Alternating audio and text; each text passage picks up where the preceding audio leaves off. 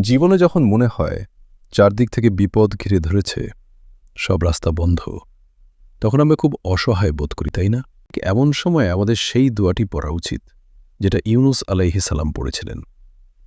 একটু ভাবুন তো, তিনি তখন ছিলেন গভীর সমুদ্রের নিচে, বিশাল এক মাছের পেটের ভেতরে। চারদিকে ঘুটঘুটে অন্ধকার, মানুষের পক্ষে সেখান থেকে বের হওয়া ছিল অসম্ভব। সেই চরম বিপদে তিনি আল্লাহকে ডেকেছিলেন একটি বিশেষ দোয়া দিয়ে। দোয়াটি হল, লা ইলাহা ইল্লা আন্তা সুবহানাকা ইন্নী কুনতু মিনাজ জালিমিন। অর্থ, তুমি ছাড়া কোনো ইলাহ নেই, তুমি পবিত্র, নিশ্চয়ই আমি জালিমদের মধ্যে ছিলাম।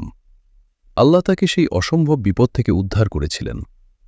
রাসূলুল্লাহ সাল্লাল্লাহু আলাইহি ওয়াসাল্লাম বলেছেন, কোনো মুসলিম যদি এই দোয়া দিয়ে আল্লাহকে ডাকে, আল্লাহ তার দোয়া কবুল করেন।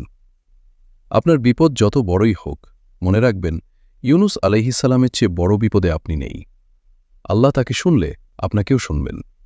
শুধু মন থেকে ডাকুন। এই দোয়াটি এমন কাউকে পাঠিয়ে দিন যে এখন কঠিন সময়ের মধ্য দিয়ে যাচ্ছে।